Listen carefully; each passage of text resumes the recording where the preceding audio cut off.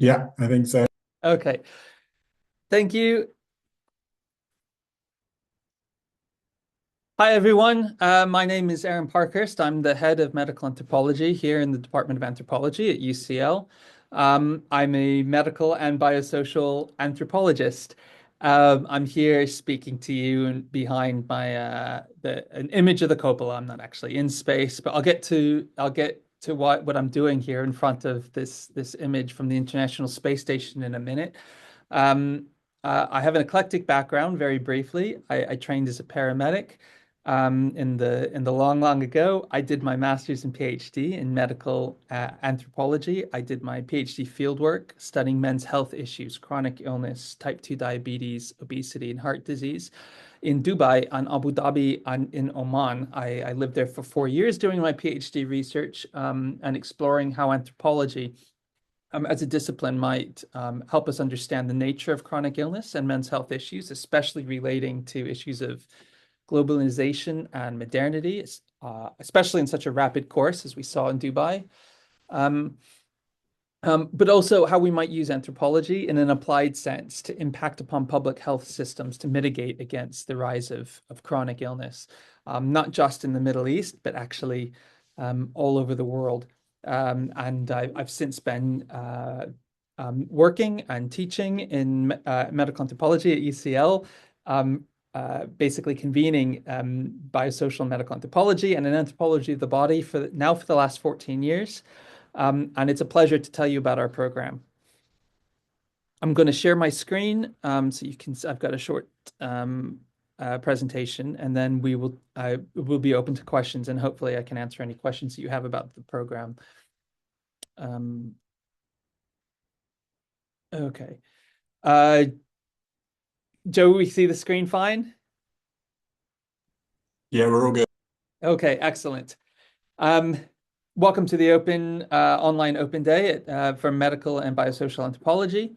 Um, like I said, medical anthropology has been taught here for decades now, but actually it's one of our newest of four subsections of the department. We say we have a four-field department at UCL. Medical, that's us, and there's also biological anthropology, which studies everything from paleoanthropology and ancient human skeletal remains to primatology. We also have the material, visual, and culture section, which includes digital anthropology and social media to museum curation and Malinowski and Kula beads. And of course, we have social and cultural anthropology.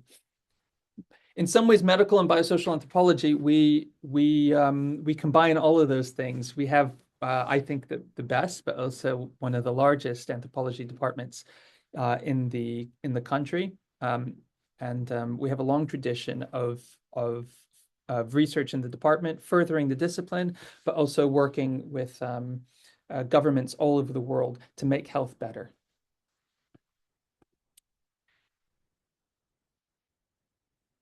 In our MSc program, uh, we're looking at social determinants of health, but also how health is made in the first place. If social anthropology or anthropology as a discipline in general is the study, to say bluntly, of how people get through the day and be in the world and construct their universe, in the broad range of what that could mean. Medical anthropology, broadly speaking, is how people construct health, well-being, sickness, and illness, and how they construct that across the wide gambit of human enterprise. For example, we know that culture plays a big part of how health is made. The way that mental health, the body, and disease is understood in different places in the world radically affects the ways in which people heal and get sick. Uh, we also know that health is economic, that poverty causes illness, and with a critical medical anthropology might engage with that. We also know that health is political And if you look at, say, the medical systems that we have in place between the US insurance system and Britain's national healthcare system, you see the way in which government structures and political ideologies radically shape people's health and the way that they can access healthcare. There's implications for that all over the world in terms of policy, everything down to sugar taxes to mitigate against chronic illness and change consumption patterns to, say, COVID pandemics, in which different government responses radically impacted the ways in which the disease manifested itself in different places and the rates at which people got sick and also uptook vaccines. So there's big issues in medical anthropology that we can use to help solve real world problems. Okay, so we argue that medical anthropologists explore the nature of health and healing in diverse cultural settings, ranging from genomic laboratories to ritual ceremonies to ask questions about how life, death, health, and sickness relate to factors such as culture, religion, ethics, gender, environment, politics, and economics. And these are sort of core ideas that we try to really tease out throughout the medical anthropology MSc program.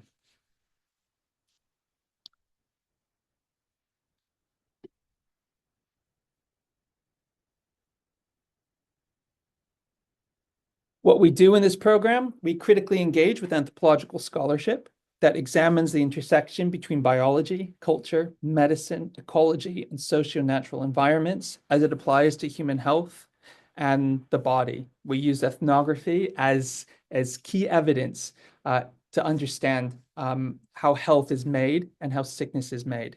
We provide a theoretical and methodological foundation rooted in anthropology for future academic research in anthropology, medicine, global health, or other related health disciplines.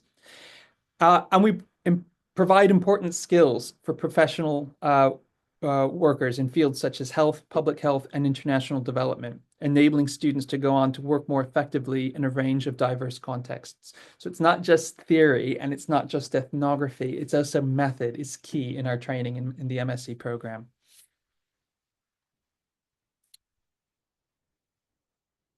Um, We have a broad range of staff in medical anthropology, and I will introduce briefly who we have as part of our team, and so you get a sense of the research that we do.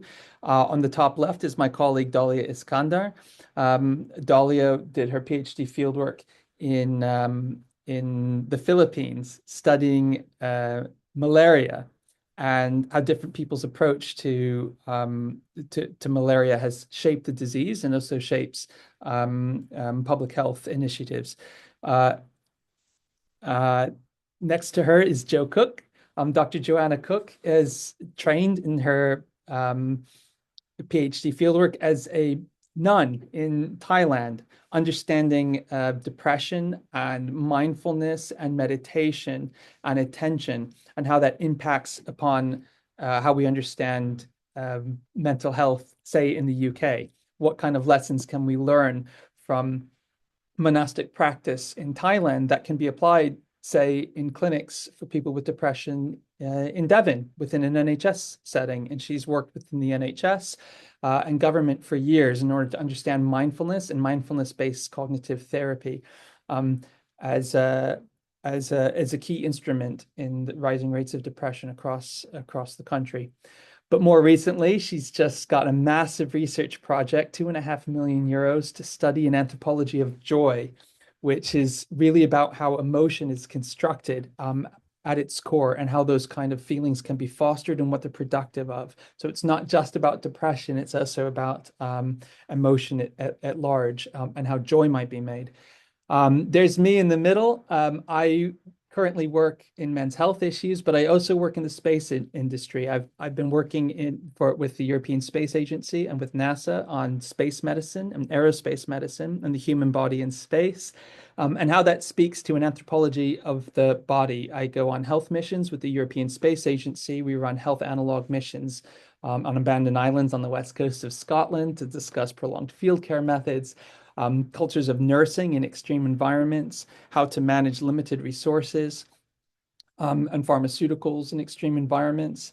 Um, that picture of me in the middle is parabolic flight programs that we've done with the European Space Agency, where we are testing new heart monitoring technologies for the lunar missions and beyond. So basically doing ultrasounds, ECGs, and stroke volume tests, free falling in zero gravity for days on end. But it's not just about space missions. It's also about how can we develop new technologies to use in extreme environments, um, and also under duress, how people can live in confined spaces for 6 months at a time and not kill each other, say. What are the nature of crew dynamics? How are people adapt to change? There's an awful lot that people can learn about health and the human body, and social dynamics by studying cultures of space industry. On the right is my colleague Joe Calabrese. Joe Calabrese works with the Native American Church, and also in Bhutan, but he specialized in peyote rituals. And I think it's very interesting to think about the ways that people use peyote, the Navajo Native American church, in order to combat depression and alcoholism. And it might seem counterintuitive to use a drug like peyote, which has mescaline, as a way to combat drug addiction. But what he shows is through hard, concrete evidence is that for the Native American, within the Native American church, it works. But why does it work? And what aspects of it could work, say, for people who are not part of that tradition, who don't know that the peyote spirit lives in the cactus and is there to help us on a journey? Some some ideas, cultural ideas, translate well, and some of them might not. And then he uses this work as an advocate for a cultural practice to help fight disease. He also works as an expert in cross-cultural psychiatry in order to implement primary health care, mental health into primary health care for the first time in countries around the world who are developing their medical programs, most namely at the moment in Nepal and Bhutan. At the bottom is Sarah Gibbon on the left, is studied breast cancer genetics, but also is foundational in defining the new biosocial anthropology. She studies longitudinal studies, but also birth cohorts, and health as made through the life course. Next to her is my colleague Susie Kilshaw, who's an expert on reproductive anthropology, and is currently doing big projects on miscarriage, called the Feminist Miscarriage Project. So looking at politics and poetics of abortion and also miscarriage, how those things are tied, and how they impact upon people's lives. But she's also done similar field work on reproductive loss across the Middle East, including in Qatar, and has studied Gulf War syndrome among soldiers in the US and in Britain. And then on the right is David Napier. And David Napier has been studying, has many decades long career studying the relationship between the external and the internal. Everything from pathology and how we relate to germs and disease and immunology, towards issues of masks and transformations in Bali, towards massive public health programs, working with governments all over the world to combat diabetes, something called the Diabetes Project. I'm working with international pharmaceutical companies all over the world. So those are just some of the things that we do. And I know that's slightly long-winded, but it gives you sort of the breadth of the types of research that we do at UCL and what we're engaged in, and what we're involved in. We work all over the world. We have often a broader team, but this is sort of the core team. And this is just medical anthropology. You'll also have access to the broad range of the some 46 permanent staff members we have here at UCL, working all over the world in different contexts. I've told you a little bit of our research specialisms already. These are them: participatory visual methodologies, exploring malaria in the Philippines and the Southeastern Asia. That was my colleague Dahlia. Meditation techniques in the UK and Thailand, Joe Cook. Genes activism, post-genomic medicine in Brazil, Cuba, and and the UK. That's Sarah Gibbon. Cross-cultural mental health, including the use and abuse of psychoactive substances. This is mescaline and peyote rituals with Joe Calabrese. Fertility, reproduction, and reproductive loss in the UK and Qatar. That's Susie Kilshaw. Myself, my work on the human body in medicine, sport, urban environments, and outer space. And David Napier looking at diabetes, health inequalities, and health vulnerability. The last thing I'll say on this is we have a new colleague joining us next year, Leo Hopkinson, coming from Durham to come work with us. And he is an expert on the anthropology of sport and exercise, but also care and kinship as it relates to sports and exercise. He works in the context of boxing in Ghana and rugby and Fiji, and his work ranges from everything to brain injuries to, as I say, ideas of kinship and care.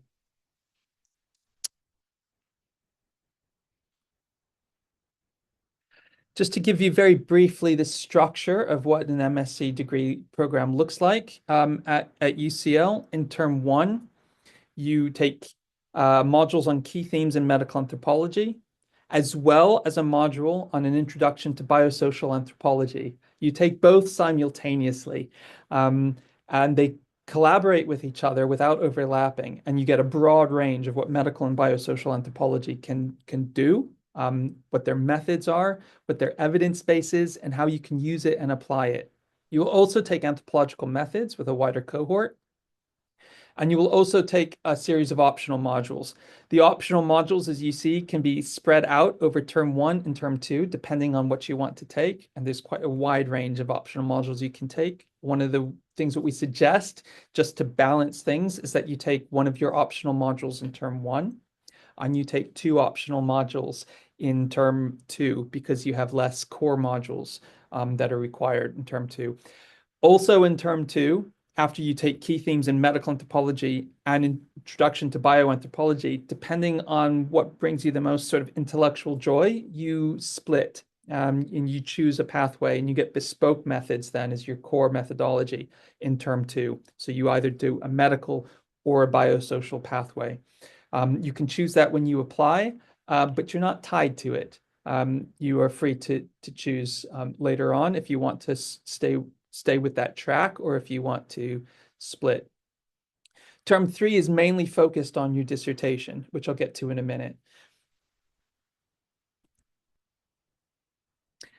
Just to give you a range of some of the optional modules just in medical anthropology, we have the anthropology of sex, fertility, and reproduction. That will be taught by Susie Kilshaw. Anthropology of body and multisensory experience. That would be sort of my colleague Dahlia and myself.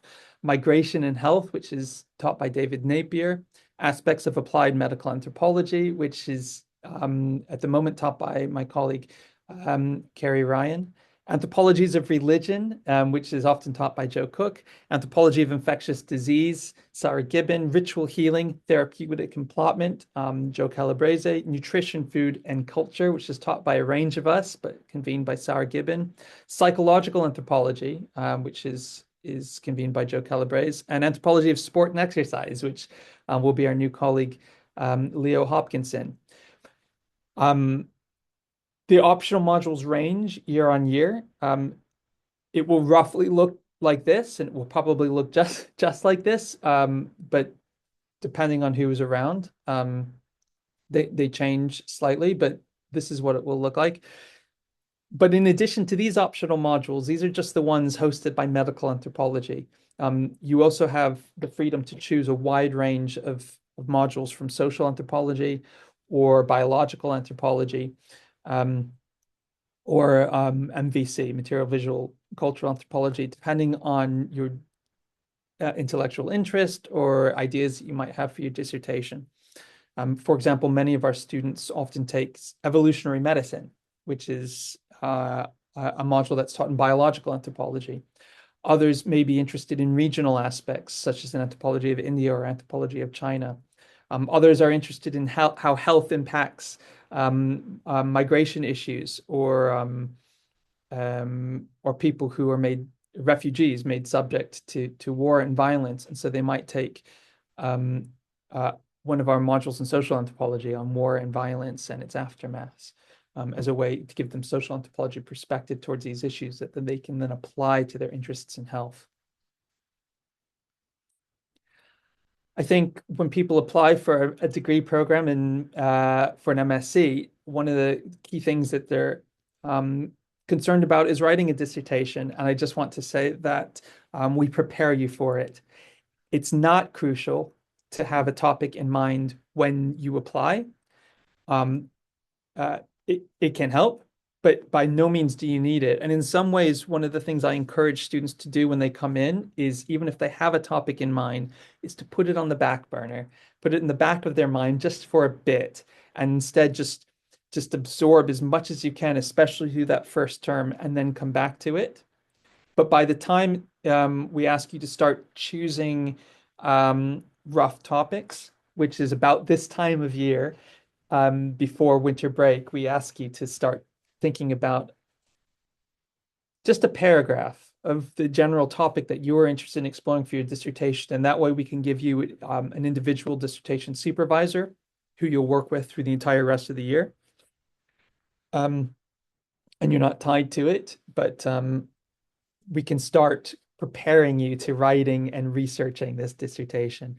We give you bespoke methods in term two, and then careful supervision throughout term three, and then over the summer when you're writing. Some sample dissertations from the last year. I'm very proud of them. Eating gluten-free isn't all there is to it. A biopsychosocial examination of celiac disease, and animality and care, the experience of nurse technicians in a psychiatric ward in Chile. Careful reflections on the motivations and experiences of volunteers in a frontline mental health charity in London.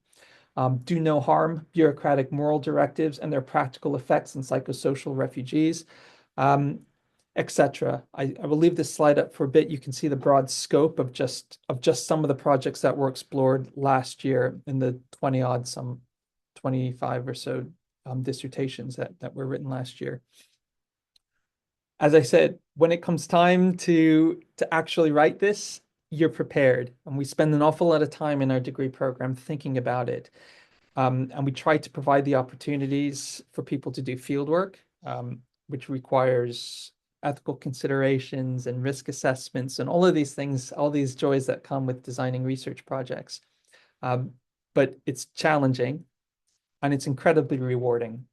So I think and also as tutors, I think one of the biggest joys we have is seeing people come and bring their ideas and research topics, things that we never even considered before, and go off into the field and enact them, research them, and come up with incredible science, incredible research questions, and think about how we can use anthropology to make things a little bit better.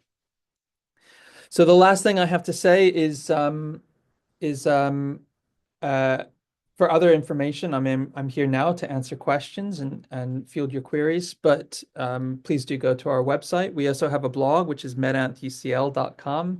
Hopefully it's up and running. You can see some of the things our master students have actually written for the blog. We encourage people to write us posts, and our PhD students and staff, and some of the projects that we've had going on. Have a good look through the UCL website and see the broad opportunities that the program has to offer.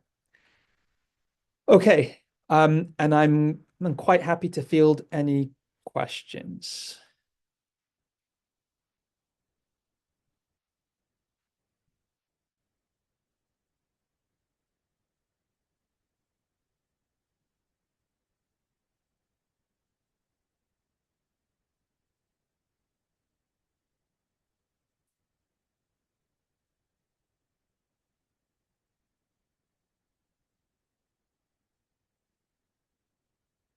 Okay, I have one question from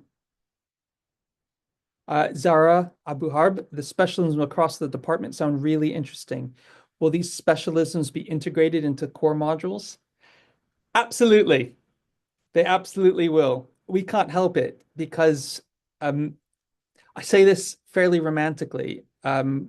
We we are proper anthropology geeks, and we believe in our topics.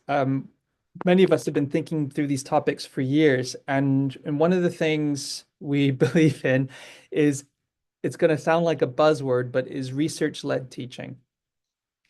So we want to get students involved, but we also want to use our research as a way to explain and further new anthropology. It's what being at one of the world's most important research institutions, as opposed to just a teaching institution, allows us to do.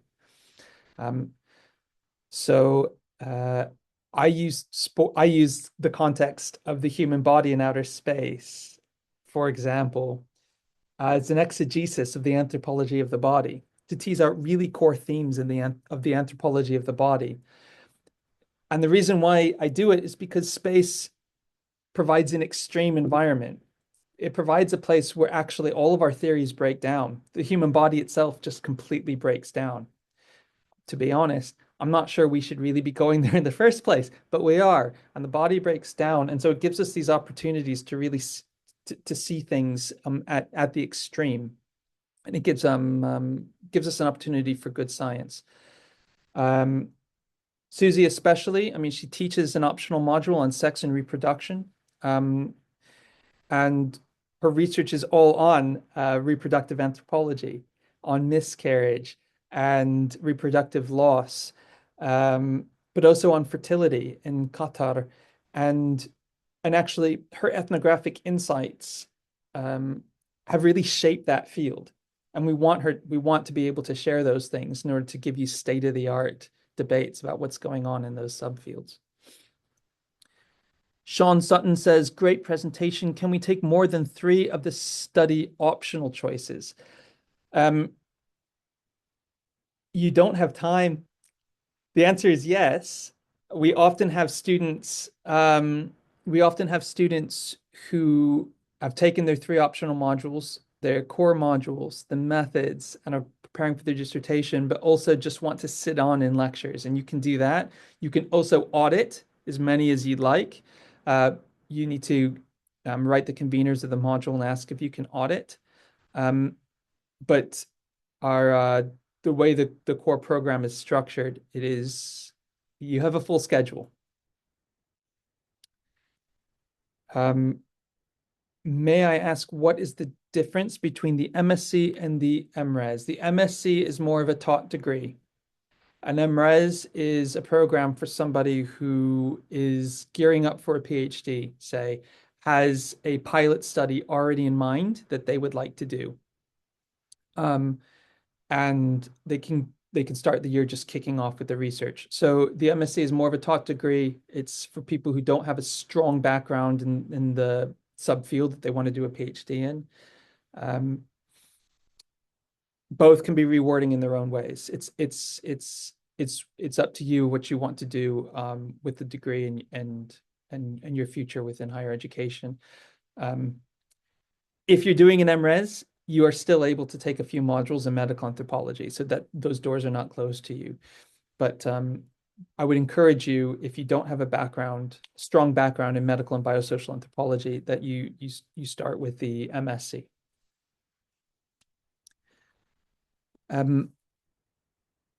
Maureen says, joining from Indonesia, I'm very interested in the interdisciplinary nature of this program. I'm curious about how flexible the MSc is for students who want to work at the intersection of biosocial questions and critical perspectives. For example, political economic determinants of health. To what extent does the program support integrating critical theory into biosocial research? And are there faculty who explicitly combine biosocial approaches with critical or political economic frameworks? Yes, the answer is yes. It's one of the reasons why we've incorporated specifically the biosocial into the core MSc degree program. Um, we look at critical medical anthropology, absolutely. A tradition that we've led here in the UK, following traditions as well from the United States. My colleague Sarah Gibbon has been instrumental in developing the biosocial and these frameworks specifically. So tying in ecology and economy into social determinants of health.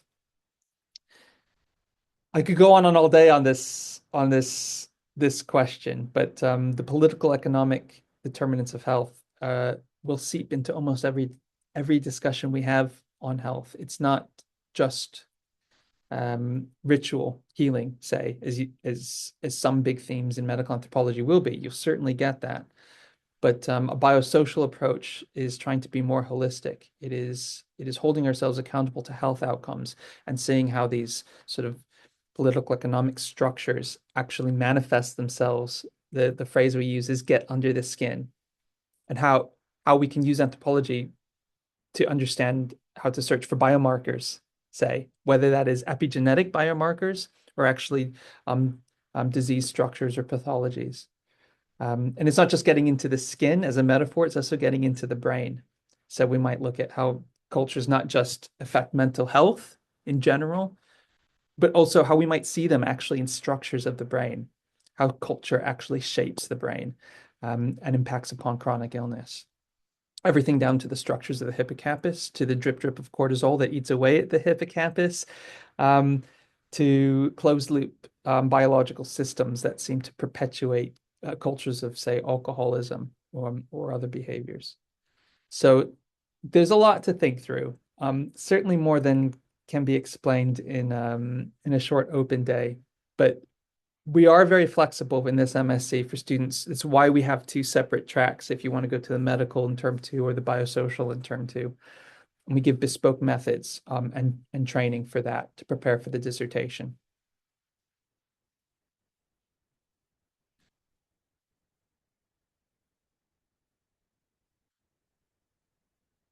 Are there any further questions?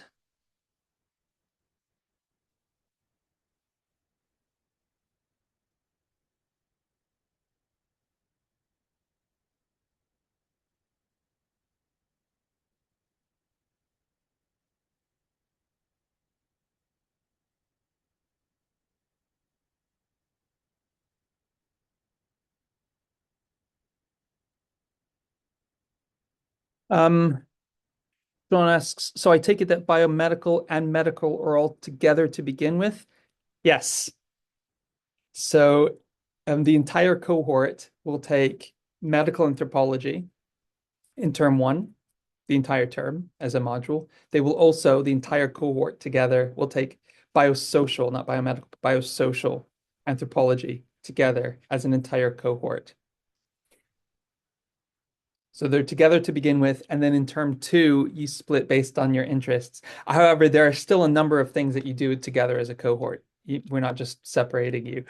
Um, we have we have uh, a a research culture in the department that the medical anthropology MSc cohort altogether is involved with throughout the entire year. Um, for example, one of the things I should tell you is that in both term one and term two, we have our senior medical anthropology seminar series where we invite people from, they could be from anywhere in the world to give sort of state-of-the-art research, whatever new things that they're working on, the presentation. We do it every week during term. And our MSc students we expect you to be there, but it's very rewarding. We have loads of tasty food and usually wine and drinks afterwards, a big reception. We've taken to ordering pizzas as well. So our senior medical seminar series tends to be on Tuesdays at the moment from 2 to 4. And then afterwards, we order 10, 12, however many people show up, pizzas. Um, uh, but it's not just to be social. It is to be social, but it's also a chance to get to meet people in the field outside our department, to see how the discipline is being shaped, but also just to get them to know them in a more informal setting, not just in a seminar room where it's that person talking at you, and you then asking questions. But yes, you begin all together.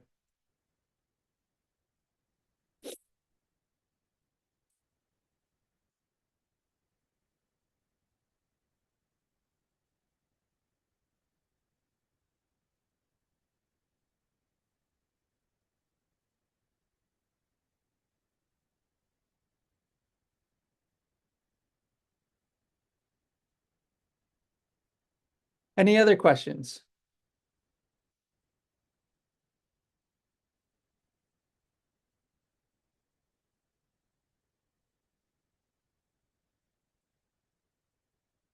If you're taking the part-time option, how is this different? Um, our part-time degree is 2 years instead of 1 year. We ask you to take your core modules usually in year one. So you'll take the medical anthropology and biosocial anthropology in term one, and you will take your um, bespoke methods for either medical or biosocial in term two. However, you will take all your optional modules in uh, year two, in your second year, as well as work on your dissertation. And that's all. It's just basically spread over the course of 2 years instead of one. Um, it does mean you have slightly more time to think about your dissertation. So there are some advantages of doing a 1 year degree. There's some advantages of doing it over 2 years. It has to best fit your lifestyle and your needs. But we're quite flexible and we fully support both.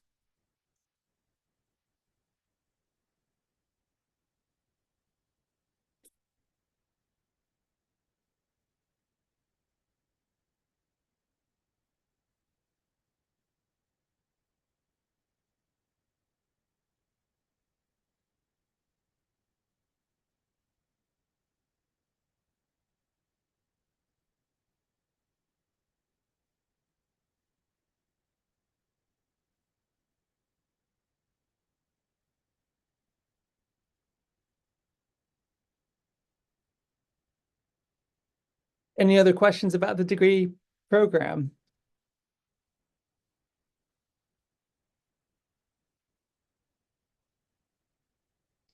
The other last thing I will say then about it is that we take people from all backgrounds. If you don't have a formal background in anthropology yet, but you have some sort of related field, I think one of the benefits of joining medical anthropology is that we celebrate all of those different backgrounds. There will be time to develop how to, essay writing if you don't have a strong background in writing essays from your undergraduate degree.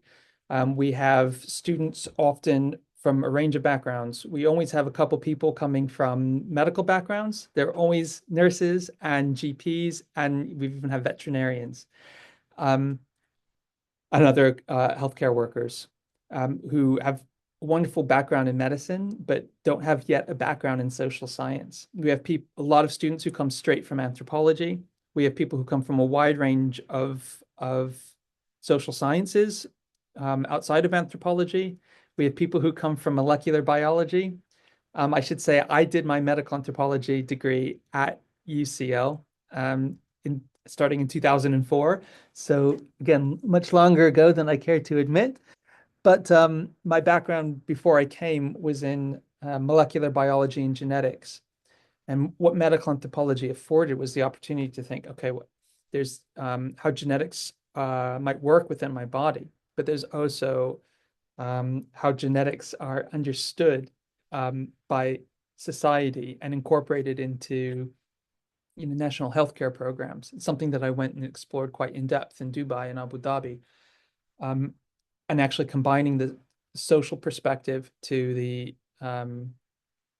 molecular biological perspective actually shaped the way I thought about science and about how health is made.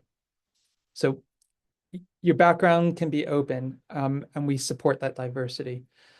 Someone has written a question, psychiatrist here. Basically, what is the minimum expected face-to-face attendance to sessions? Our seminars are 2 hours usually. So we expect a 2 hour seminar for medical in term one, 2 hour seminar of biosocial in term one. We expect 2 hour seminar each week on methods in term one. And we expect you to be at our medical anthropology seminar series, which is, it's a 2 hour seminar again, but you will, but then afterwards, sometimes we actually stay here quite late sometimes, socializing. having snacks and eating pizza. Um, but you'll also take your optional modules, and for master's degrees, they're almost always um, a 2 hour block. For the medical anthropology core, there's also a core lecture, which is also 2 hours. So in the first term, I think you can expect about 10 hours worth of face-to-face teaching. But as you might expect from a master's degree, there's also a lot of reading. There's also lots of workshops that you can go to. There's also lots of events in the department. So we have our medical anthropology seminar series, but also open to you is the social anthropology seminar series. And depending on the topic, you may very well want to go. And those are on Wednesdays. You also may want to go to the MVCs, which are on Mondays. That's the material visual culture. All of these seminar series are public. You can see the scope of what we've got now if you go to UCL's webpage and look for anthropology webpage and look for our seminar series. The range of topics are um, I, I I think they're very exciting. Um, One thing I will say is we try to, especially for students who are part-time or for students who are full-time but also working, we try to layer all of our core days on Thursdays and Fridays so that you have days that might be more free for writing, for reading. Also, many of our students are also working because that's the reality of London. So we want to make sure that we try our best to have things piled up on specific days, so it's not spread across the whole week. But that also determines the optional modules that you take. With the optional modules, the schedule is more open. Question is, how do we get on if we are not coming from a graduate and academic background? For instance, the natural healing arts, which was not university education, and as such limits the options on academic referees during application. Um, Thanks. Uh, like I said, we take a range of backgrounds, um, and actually, I, I I think we try to celebrate people's intellectual interest in the discipline, not just your academic background. Um, I have to think about these academic references, but I think collegiate references in this case would probably serve just fine. In the personal statement, you make it when you apply, make it clear what your interests are, where your line of thinking is, where your background is, um, and and I think in principle we'd be quite open to non-traditional backgrounds. Someone that says, I would like to pursue a PhD in medical anthropology afterwards, but I currently hold a BSc in psychology. Is the MSc a suitable capstone for the path? Do I still need another degree after doing an MSc, i.e. an MRes for that? No. No, the answer is no. That is to say, do you need another degree afterwards? The answer is no. I think the MSc is absolutely the right path. If you've got a BSc in psychology, but you want to do a PhD in medical anthropology, then the framework from the MSc program is absolutely, I think, the right path towards developing the frameworks for a PhD. You can even develop your dissertation as a pilot study to help you for your PhD, to help you apply for funding, which a lot of our students have done in the past. I can tell you, I did my MSc in medical anthropology at UCL, as I mentioned, and then used that. Went. I actually, for life reasons, I took 2 years off in between, but I went straight from MSc to a PhD, without doing another degree between. I can't see a reason why you need to do an MRes after doing an MSc if it's the degree in medical anthropology that you want to take. Think about how you might use the year to benefit the PhD, not just the taught degree program, but think about how you might develop initial studies or a pilot study for a long-term sort of 4 year project. But it can be done. Um, and actually, there's funding streams open for PhD that they tend to open in October or November, right when you start. And you'll have one of the things you have when you start an MSc is you have a personal tutor. Before you have a dissertation supervisor, you have a personal tutor. So that can range everything from just pastoral care to make sure you're settling into the program to career advice and say, I'm using this as a stepping stone for a PhD.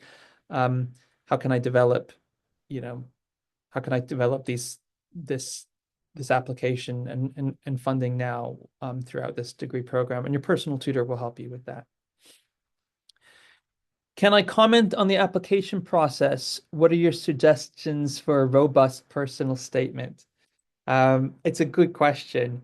Uh, we want to show you don't have to have answers, um, but you need to have questions. We want to see that you've got a genuine interest in this discipline. Um, if you have ideas for a dissertation or ideas for research that have fascinated you, which have drawn you to medical anthropology, um, this is a time to articulate it and put it in. You're not tied to it by any means. Um, just a demonstration of your curiosity, um, proof that you can, structure your personal statement is proof that you can structure your thoughts. Um, if I could mitigate any anxieties, there's no reason to brown nose. That is to say, we're honored that you're applying. You don't need to um, you don't need to comment on any of our work or research interests. That said, if there's something about UCL that's specifically drawn you to the degree program, um, please do mention it in your personal statement. Say, this is why I want to be at UCL. This is what I want to study, and I want to be part of these conversations, and I want to develop this further. Um, demonstrate your passion or joy for the discipline in some ways. There's lots of wrong ways to write a personal statement, but there's no right way to do it. We get quite a range. Um, yeah, more on that later. But it's a difficult question to answer, but across the board, the ones we get, they're excellent. Show a genuine curiosity for medical anthropology, and the types of questions that it has to ask. Tell us why you want to be at UCL, and I think you'll be fine. I think it will be good. Um, and an anonymous attendee says, is there any intersection with global health? I did my undergraduate degree in anthropology, but I'm very interested in working in global health, public health sector. Trying to decide if medical anthropology MSc or global health policy MSc would be best because both sound very interesting to me. Um, my job is to convince you of medical anthropology. Listen, at UCL, you can't go wrong.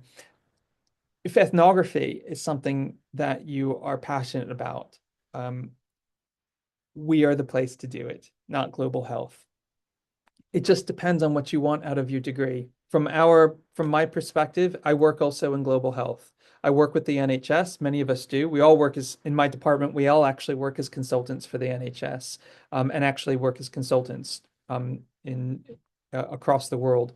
As I say, my colleague Joe Calabrese has worked in he puts psychiatry into primary healthcare for the first time in Bhutan, and the first people ever invited into the country to do that. Um, I did that in Abu Dhabi. We were working to use ethnography as evidence base to put psychiatry into primary healthcare for the first time in Abu Dhabi, working in the behavioral sciences pavilion. Um, Before that, it had nothing but private care. But we also work as consultants for the NHS. We're just finishing a big project. We worked as part of the COVID mitigation strategies. Right? Whether they listen to us, I don't know. Um, but we work with Making Health Personal, think tanks with Westminster about rising rates of of diabetes and obesity in this country, but also how to address it. So we work. One of the key methods that we do in term two of the biosocial is we practice when we do an assessment of government programs across the world. are aimed at addressing, say, type 2 diabetes. And then we practice as a method writing white papers for the government as policy reports for how to address global health and public health problems. So it's something that we actually do here. We've done everything from addressing sugar taxes towards changing social demographic profiles of obesity in the country to right now, we've just done something on working with continuous glucose monitoring systems for people with diabetes, but also people who don't have diabetes, uh, people who are at risk of various forms of metabolic disorders, but how different forms of technology might be incorporated into the NHS in order to impact upon um, um, preventative public health. So, so we do a lot of public health. The applied anthropology we do here is very much geared towards global and public health.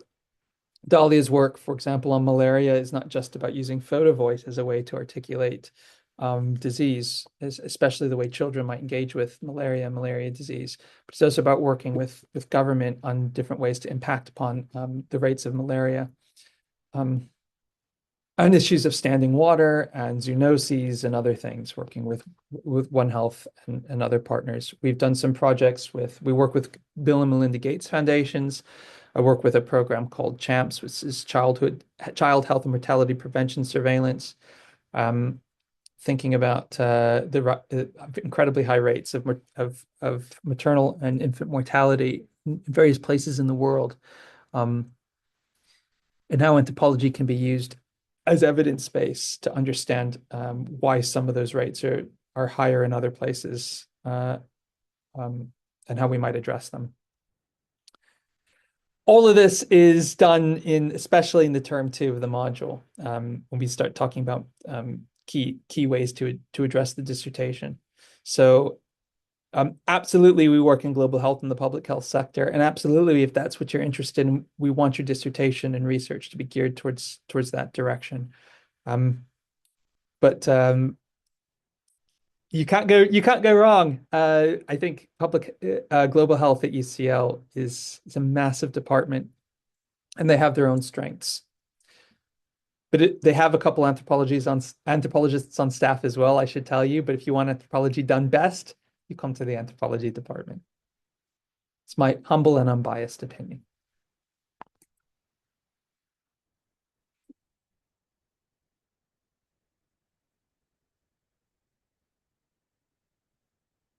Any final questions?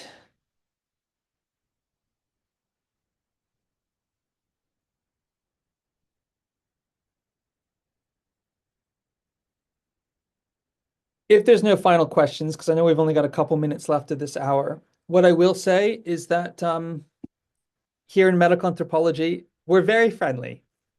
Um, if you're based in and around London, by all means, send us a note.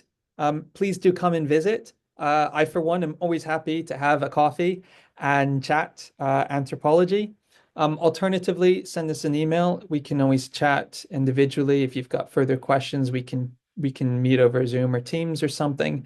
I've got a few questions already. Some people have emailed me, and I'm just catching up with my emails now, but I will address them. But as I say, we're very friendly. If you've got any questions, by all means, please do contact us. And we are always happy to chat. There's one more question on the on the chat. It says, as it is an MSc program, is it more scientific than an MA course? The answer is yes, in that I think that our approach is scientific. But this is a debate, and you will see this is a big debate on what kind of science is anthropology. The way I approach science, I think anthropology is very much a science. Um, and we work quite closely with disease etiology, for example, in some of our seminars. Others is very much social theory, which is done well is really exciting. So I think so, but I also think I'm the wrong person to ask because I think a lot of MA degree programs are also deeply scientific. And I think the fact that some are called an MA and some are called an MSc is in some way a cultural artifact. As a social anthropologist, you could go in and you could study the way these things are categorized, but um, I'm proud of the science that we do. And I think that the title of MSc reflects that. And I'm happy that our students come out of the degree with a master's in science and not a master's in arts. But I do think a master's in arts can also be deeply scientific. That's a different debate.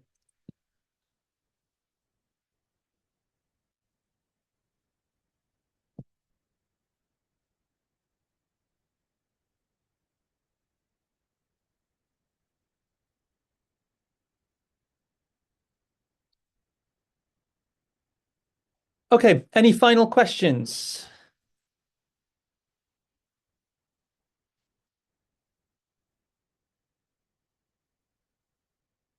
If not, it's 2 minutes to the hour.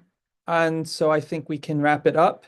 Just a final thank you for coming. It's a pleasure to share anthropology with you. If you've got any further questions, um, please do write me. It's or my colleagues, and we'd be quite happy to meet and discuss. And we can always set up a Zoom um, or a Teams meeting or something. If you want to chat in person, we're always up for it. Or as I say, come to the department and come visit. Just give us a heads up so we make sure that we're here.